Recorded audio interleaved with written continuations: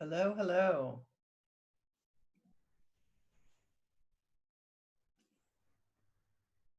We'll set a little level.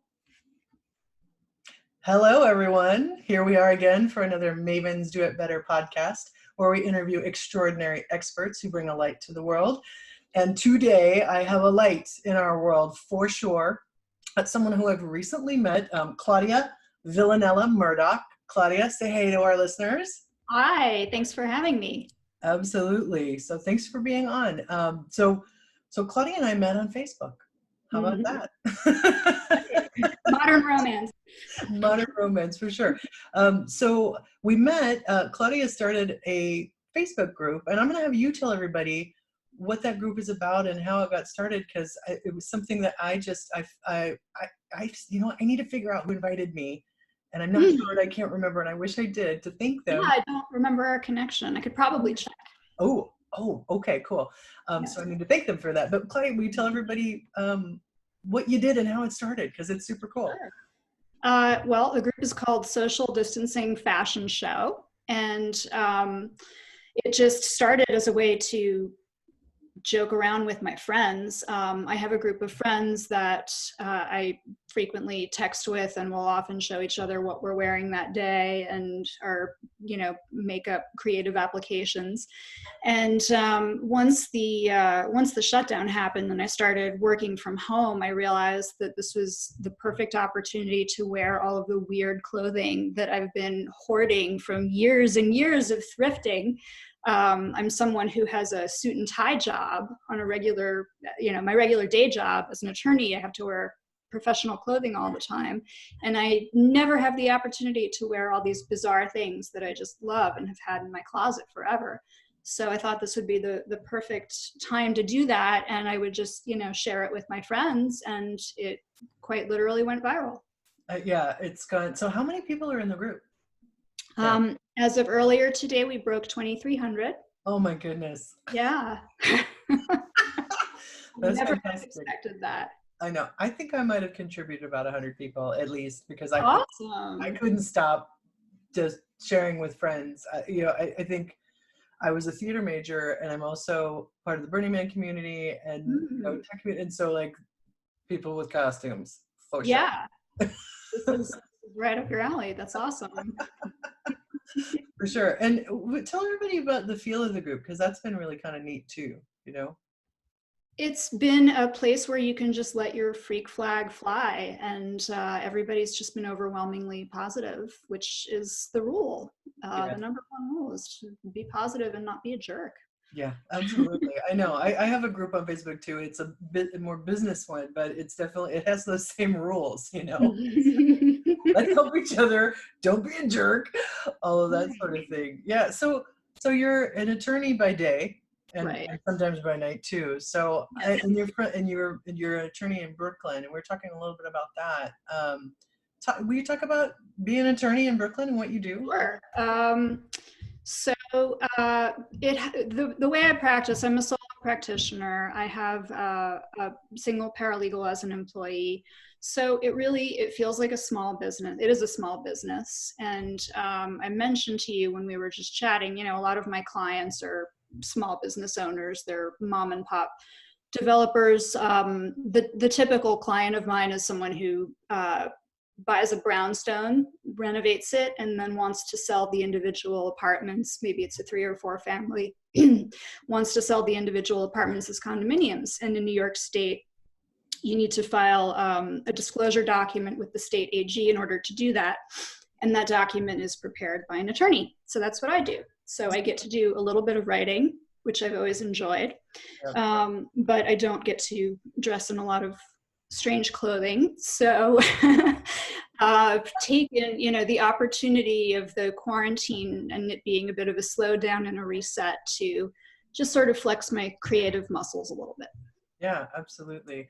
Are you seeing, I know that you're in different places with the quarantine and stuff, but like as far as New York City, which big hearts out to New York, sure, and everybody there who's on the front lines. Absolutely. Have you sort of, I'm sure you got your finger on the pulse of what's going on with rents and buildings and all that stuff with what you do as well. Yeah. Sure. Yeah. Yeah. I mean, everything is up in the air right now, but I am seeing a lot of business continuing. Mhm. Um, and, people are, it's sort of it's an unprecedented time in the legal landscape. We don't really have anything in modern history to refer back to for this, but I have been very pleasantly surprised to see that people have really been pulling together and trying to figure out ways to get things done, which I imagine is probably true in tech as well. Oh, absolutely. Yeah. And letting a lot of unimportant things go and just focusing on building and getting the job done, which is really, that's the best part of the job. Yeah, absolutely. I've definitely seen that too. It's the Good.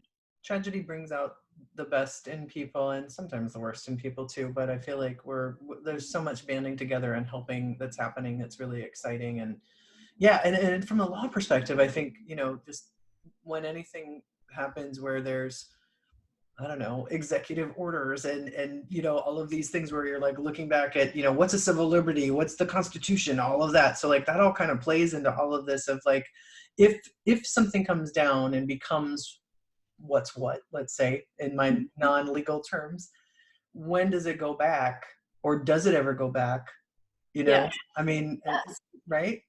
Sure. And there are a million questions. I mean, it's if you're into theory, it's a great time. And I'm hearkening back to my law school days for a lot of these questions that don't come up in day-to-day regular real estate practice. Right. Absolutely. No, that's interesting. So how did you get, were you from New York originally? Yes, I was born in Brooklyn. Oh, Lived. I live and practice in the Park Slope neighborhood in Brooklyn, and fun. that's where I lived until I was 10. Okay. And then my parents moved us to the suburbs, to Long Island, because this was back in the 80s, and I was getting older and I wanted to be more independent, and they were very concerned about the crime in New York City at Yeah. the time. So we moved to the burbs, and I just never really fit in. I was sort of a square peg in a round hole. Um, so once I was able to do so, I came back to the city. Right. Yeah. No, that's awesome. I love Park Slope. A dear friend of mine who is on the podcast, her name is Raya, and I'll have to connect you two because Yeah. she's fabulous. She does a lot of, she was on the podcast and she's part of the Park Slope kind of arts collective there. So she's a painter and then she's a UI UX designer by day, and she's Wow. fantastic. And so, yeah, she's, not to give her complete address away, but I've definitely been to many, many places in that neighborhood and stayed there off of 13th. So Okay. with her, and I love that. What is it? Calixio, I think is one of the. Yeah, Calexico. Calexico, Yeah. yeah. My wonderful paralegal Dora, they Calexico sponsored her softball team. Oh wow. So Okay. yeah, so that's one of our favorite lunch spots. That's so funny. Under normal circumstances. Yeah, right, exactly. Yeah. Are you seeing, are you with that, well, and because you're somewhere else right now? Yeah. I'm in the Catskill Mountains. Yeah, okay. So you're not quite seeing the no people on the streets in New York City, except for the pictures, obviously, that were all. No, I mean, we Yeah. did not come up here right away. So we did Oh, for you. experience the streets with lots of parking, which is very, very unusual and kind of, apocalyptic. If Yeah, you're, right, Park Slope's nickname is No Park Slope.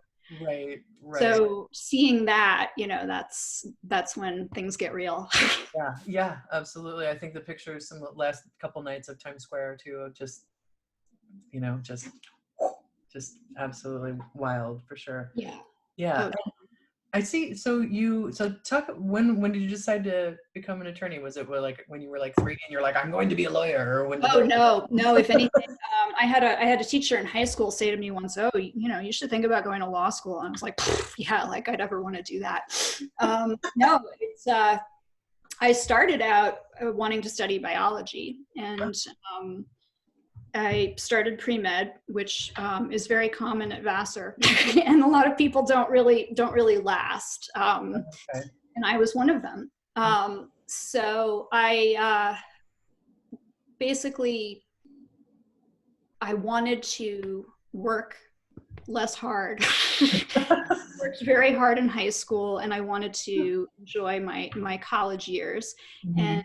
And lab sciences were really challenging at Vassar. The credit system at the time, and maybe it still is a little bit different than a typical credit system at a university where you have laboratory sciences and non-laboratory sciences. They're basically weighted, or were weighted the same, yet you have to put in many more hours with lab sciences. Right. And I didn't want to do that, to be perfectly honest. And so I switched over to English, and I double majored in English and Italian.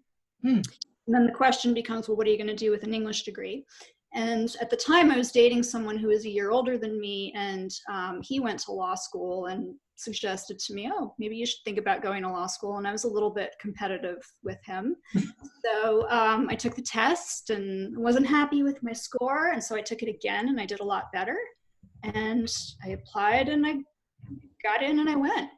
That's super cool. Yeah, right? It worked out okay. Yeah, okay. Well, it's like, it's always the things that sort of moments that spur us on, right? Sometimes it's a person, sometimes it's a book or whatever, you know what I mean? That Yeah, you never know what's going to take you in a certain direction. Yeah, absolutely. And sort of back to the group you started, you talked a little bit about vintage and all of that. So is that sort of I was going to call it a side hustle, but that's not it. But like, that's is that, are you a vintage shopper? Where you? I am. I love vintage. I love thrifting. I realized after fighting it for years, I'm really into all the cliches. I just love red lips. I love red roses and black and white and satin and silk and lace. And so it's sort of like a secret side of me, because you can't do that when you're attending a real estate closing. Yeah. Well, so, you could, but yeah. But I think also, I was afraid when I was younger of maybe coming across as too costumey, and now I just kind of don't care. I think the classics are the classics for a reason. Yeah. So, but that's my taste. And one of the great things about the group is just seeing everybody else's taste and everybody else's interests that they've cultivated. There's a guy who wears these different suits. He's great. And there's a couple that dresses up in theme clothing for FaceTime calls with their children. They're brilliant. There's so many really talented people. There's a woman who makes her own dresses, and the creativity is just astounding. Yeah, absolutely. No, it's been super cool. Do you find from whenever you started, because I love vintage as well, but I am a tall Amazonian woman, so vintage doesn't always play nice with this body. But when I was in college doing more vintage, and I think I do more vintage probably like, accessories and stuff like that more than anything else, right? Depending on sizing. But how do you feel about like how vintage has changed over the years? You know what I mean? Like, it used to be you could go thrifting in certain places and you just be like, yes, and then everything is like, now because it's vintage, it's like $120 for a t-shirt. I totally agree. In some ways, like internet online auction sites, I guess eBay was the first. It's made it really easy to find pieces, but it's also made it really hard to find bargains, because I think it's an effective market, and it's like people know now what their things are worth, and so you're able to match the right buyer with the right seller, which is nice. But you also do miss out on that, that finding a needle in a haystack. Mm-hmm. Yeah. I find that when I'm traveling, because I do a lot of speaking in many different places, both big cities and small, that when I do go, that's into some maybe the smaller markets, is when I'm finding things where it's like, oh my goodness, this, Totally agree. Right. I've had the best luck at Methodist church thrift shops. Oh. I don't know why, just something about them, and I find, there are like curated thrift shops, which you can find some really cool stuff, but for me, it's all about the thrill of turning up something that you don't expect. Yeah, absolutely. Are you a thrifter with friends, or are you Yes, a lone thrifter? Alone with friends, any way I can get it.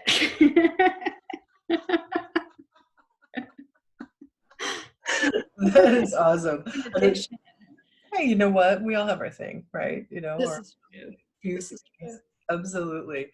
So I think so going through law school, Vassar, gosh, Vassar, nice college by the Mhm. way. You know, how is so I know that sort of transition. And then where did you go to law school? I was looking for I that. went to Fordham for law school. Oh wow, how was that? It was fun.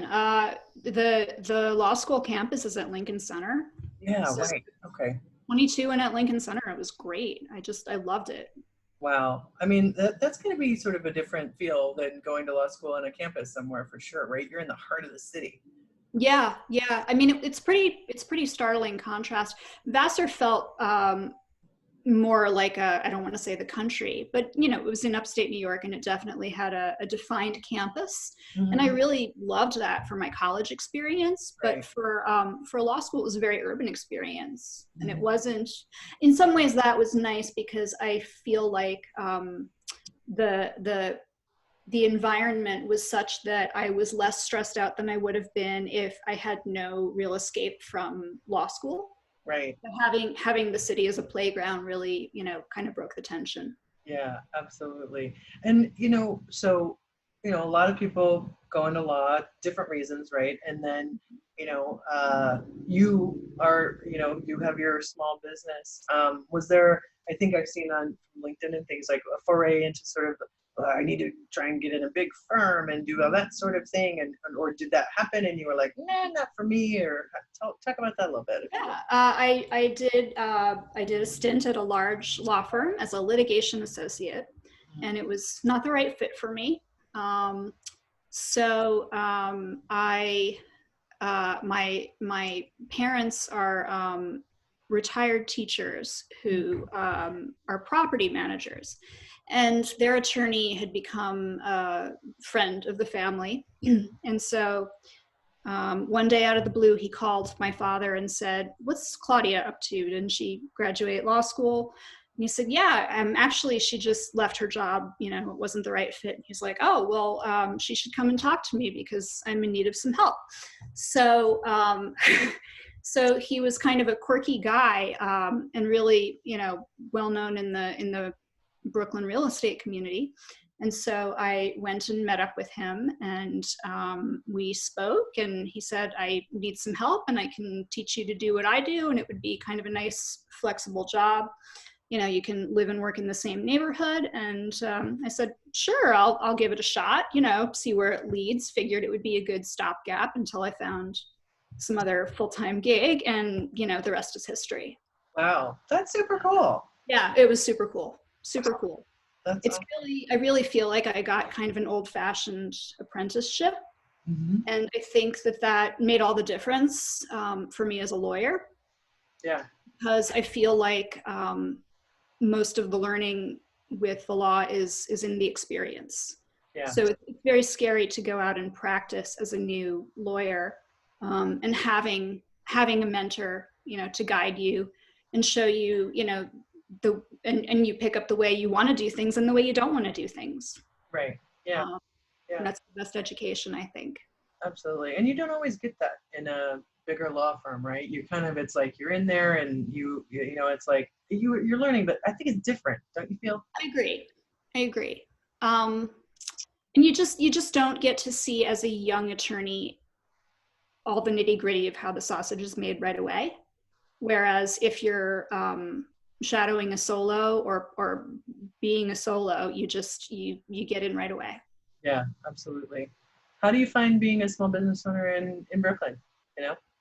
It's scary, exhilarating, wonderful. I've met so many people and I've become friends with so many other people and fellow small business owners. And, you know, we really cheer each other on. And Park Slope has a wonderful community. Yeah. Right now, there are groups devoted to just improving relations among small businesses and keeping the small businesses afloat right now, Yeah. because it's a hugely challenging time. Yep.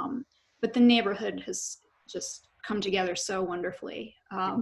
So I mean, it's the best of times, it's the worst of times. It's, you know, the flexibility is great, but you are it first and last line of defense, and I imagine in your work. that's the case as well. Yeah, absolutely. I'm a small business as well. I've got my hands in the software business and the marketing, and yeah, it is. It's I find it's feast or famine most of the time, to be honest. It's like, I Yeah. don't know what it Yes. is, but it's like convergence. Totally It's like agree. everybody and their mom decides, they're like, oh, that project that we've been talking about for a year, and then the new project, and then like you have 6 projects, and you're like, how is it that you all did this? Exactly. And there's no rhyme or reason to it that I've been able, you can't, there are some patterns that you can figure out, but other times you just walk in on a Tuesday and get slammed. Yeah, absolutely. No, that is absolutely for sure. Yeah, and do you typically have an office that you go to, or are you a work from homer as well?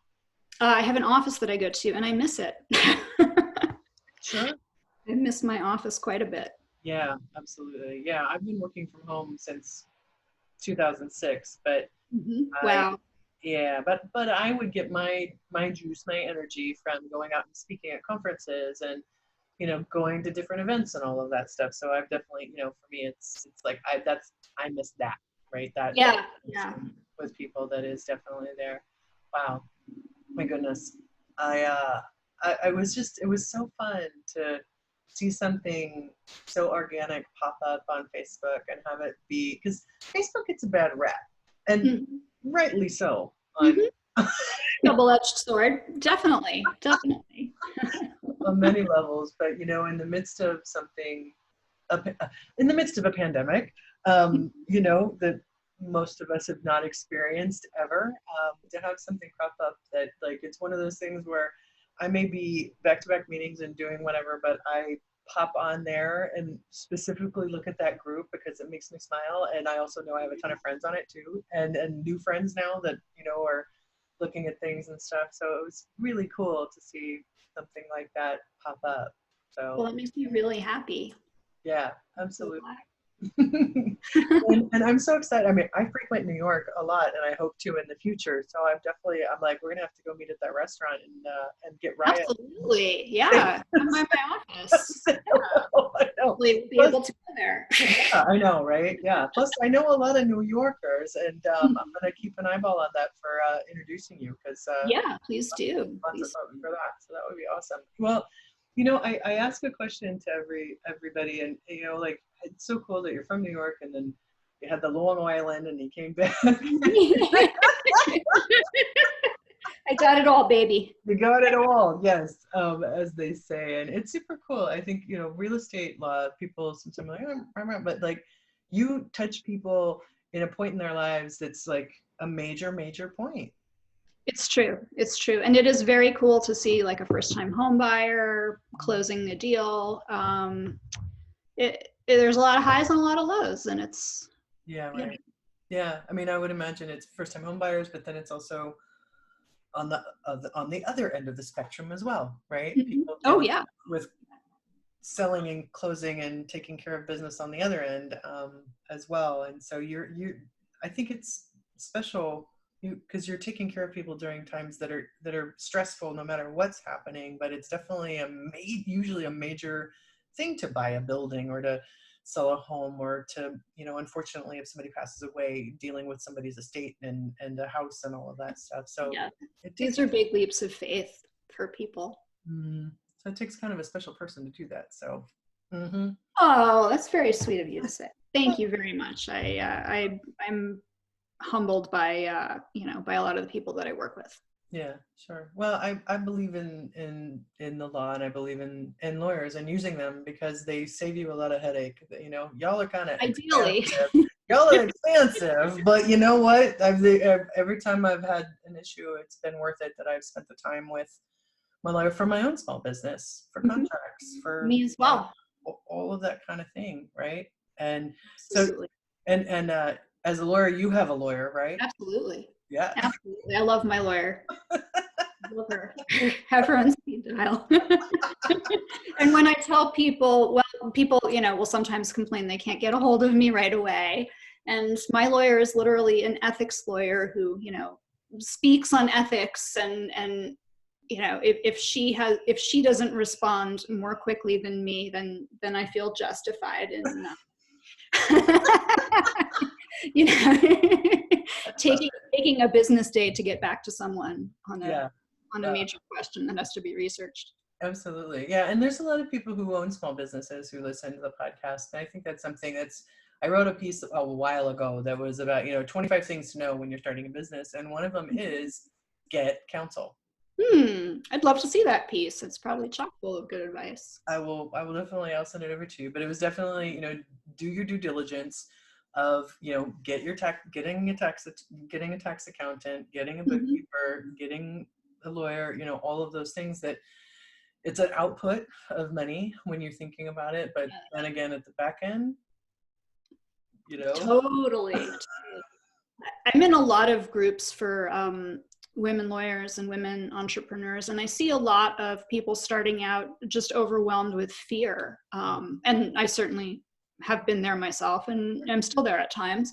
But the best advice that I was given, when it comes to fear of just navigating the red tape, is it's totally worth it to pay the professional. Mm-hmm. Yeah. Yes. Just to set things up properly, just do things right. It's the best investment in your business and your peace of mind. Mm-hmm. I mean, I'm sure you have friends and colleagues, that people are like, I'm going to start a business and I'm going to do this. And, it's like, they're like, I need a domain name and a website. I'm like, you need a plan, a lawyer, and some cash flow. Yes. It's like, that's nice, but yes. Wait a minute. Potatoes before the dessert. Yes. Yes, exactly. Although, don't you just love dessert first sometimes? I absolutely do. And during this quarantine, it's just, Yeah, all bets are off. I know. I was like, why am I baking brownies? I never do that. I just made brownies. I'm making sourdough starter for Pete's sake. We're going to have fresh bread this weekend.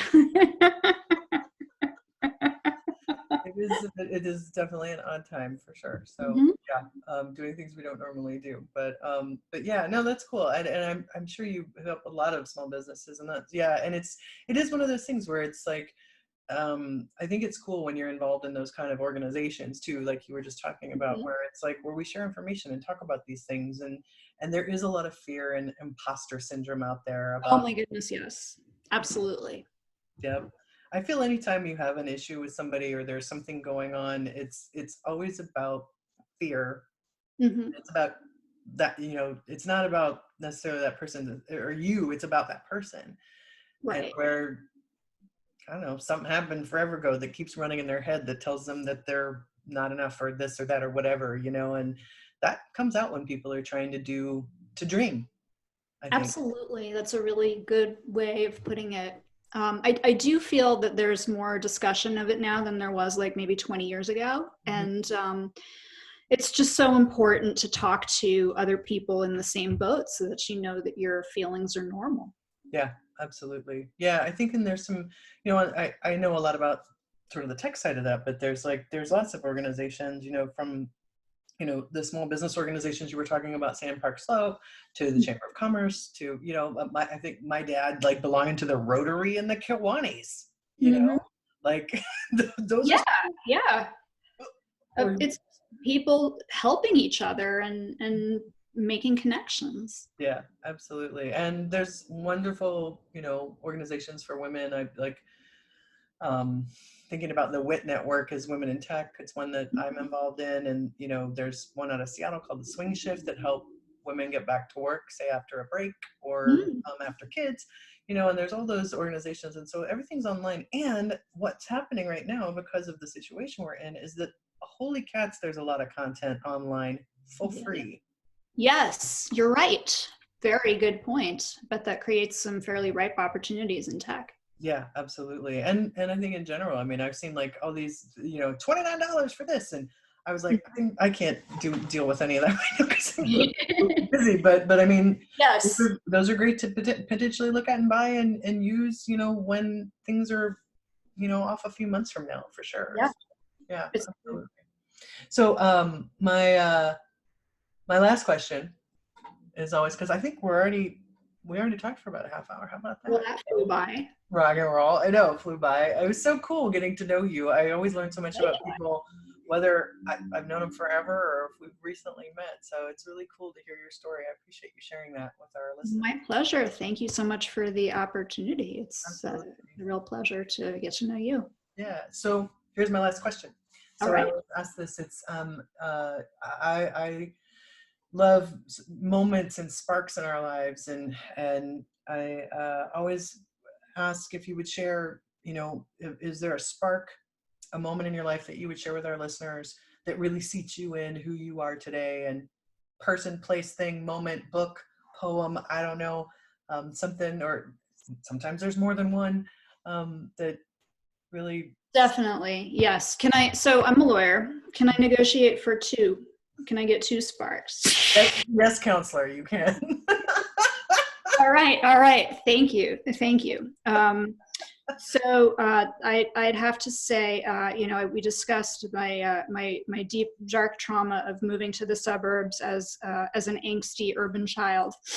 And so I was 10 when we did this. And shortly thereafter, I discovered satire by way of Mad Magazine, which just opened the floodgates to a whole world of parody and looking at rules and order and society in a comic way, which basically I think helped me through those angsty teenage years, always looking for the humor.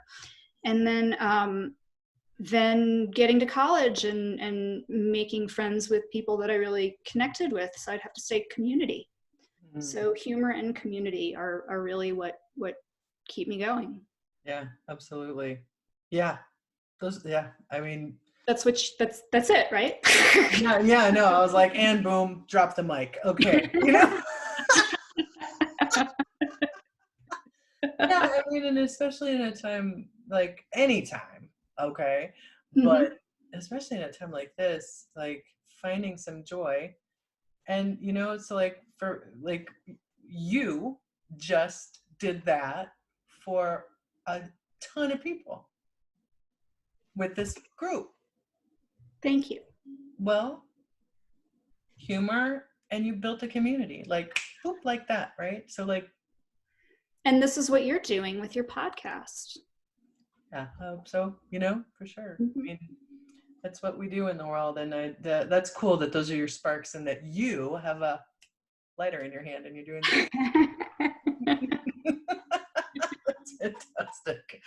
Oh, that's awesome. I am so happy to have met you and that you started the group, and that I was just like, she seems cool. I need to get her on the podcast.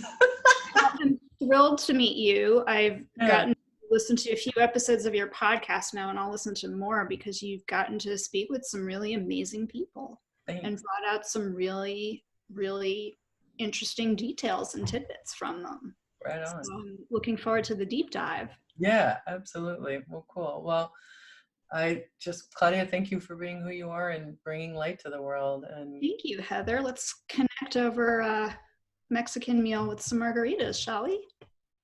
Uh-huh. Olé. Yes. I'm happy to come park slope it up sometime in the future when we're doing those sorts of things. So cool. All right. Well, thank you so much, everybody. Claudia Villanella Murdoch, folks. Social distancing fashion show. Oh, yeah, a debated parade, but it's a show. Yeah, show. It's another open and another show. Okay, yes, on Facebook for sure. So you know that once this airs, that people are going to be like, "Where is that? And how can I get in?" So be careful what you wish for. Join us. Come on and nice. Yes, and be nice always. Yes. Absolutely. All right. Well, thank you so much. Thank you, my dear. Yeah. Mwah. Appreciate it. Hey. Peace out. Peace out. So everybody, that has been another episode of the Mavens Do It Better podcast. Here's to another beautiful day on this big blue spinning sphere, and everybody stay safe and stay healthy and wash your hands. Thanks. Bye. Bye now.